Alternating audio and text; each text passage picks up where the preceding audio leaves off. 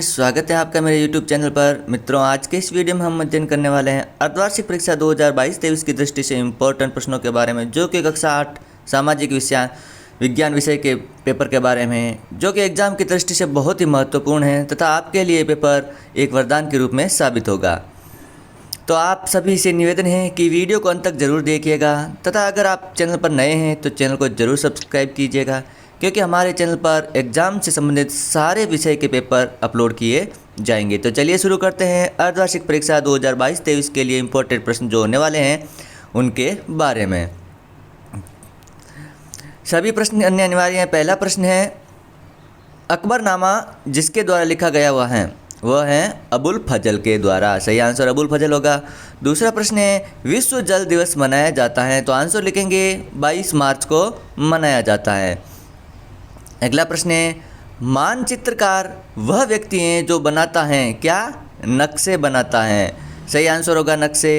अगला प्रश्न है, सार्वजनिक स्वास्थ्य सेवाएं कौन चलाता है? तो यहाँ पर आंसर होगा सरकार। सार्वजनिक कौन चलाता है? सरकार चलाता है। अगला प्रश्न है, राज्य के लिए कानून बनाने वाली कौन होती हैं? विधानसभा होती हैं। तो यहाँ पर ख सही होगा, विधानसभा।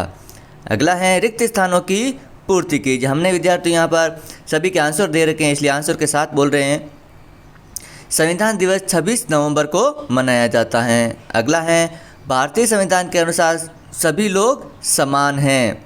अगला है, सवाना घास स्थल अफ्रीका में पाए जाते हैं। अगला है, राजस्थान में खेजड़ी वृक्ष को कल्पवृक्ष के समान माना जाता है, तो यहाँ पर खेजड़ी है। वर्तमान में भीलवाड़ा को वस्त्र नगरी के नाम से जाना जाता है। अगला है, निम्न कथाओं के आगे सत्य असत्य अंकित कीजिए। तो हमें सत्य और असत्य लिखना है।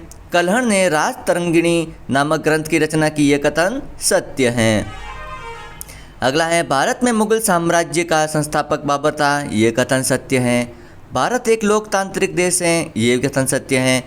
ऑक्सीजन वायु में सर्वाधिक पाई जाने वाली गैस है, नहीं ये असत्य है, नाइट्रोजन सही आंसर होता है। अगला है, राजस्थान राज्य पक्षी गोडावण है, ये कथन सत्य है।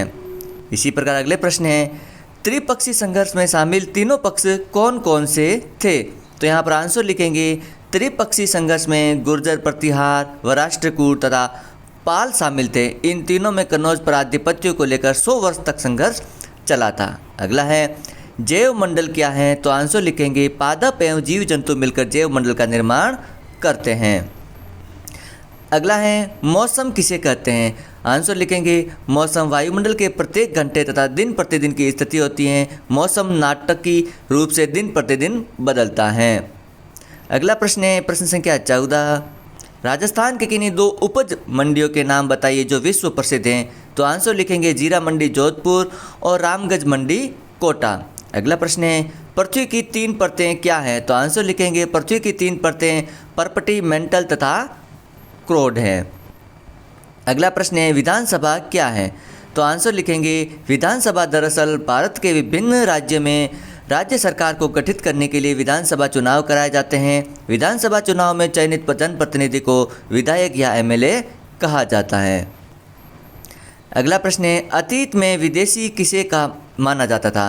तो आंसर लिखेंगे, अतीत में विदेशी के लिए उन शब्दों का अर्थ होता था जो ऐसा व्यक्ति जो भारतीय ना हो, मध्य युग में किसी गांव में रहने वाला कोई भी अनजाना व्यक्ति जो उस समाज में संस्कृति का अंग ना हो, विदेशी कहलाता था। ऐसे व्यक्ति को हिंदी में परदेशी तथा फारसी में अजनबी कहा जाता है।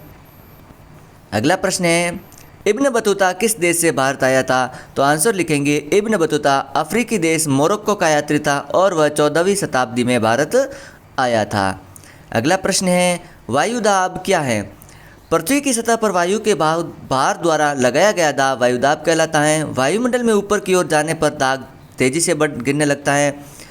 समुद्र स्तर पर वायुदाब सर्वाधिक होता है और समुद्र तल की ऊंचाई से की ओर जाने पर वायुदाब घटता जाता है। अगला है, राजस्थान के मानचित्र में निम्नलिखित स्थानों को अंकित कीजिए। तो जैसलमेर, उदयपुर, बीकानेर, जयपुर, जोधपुर, इनको आपको हमें राजस्थान के मानचित्र में अंकित करना है। इस प्रकार विद्यार्थियों, ये सभी प्रश्न अर्धवार्षिक परीक्षा की दृष्टि से इम्पोर्टेंट होने वाले हैं, जिनको आप देखिएगा। वीडियो को अंत तक देखने के लिए आप सभी का धन्यवाद। मिलते हैं अगले वीडियो में। Thank you.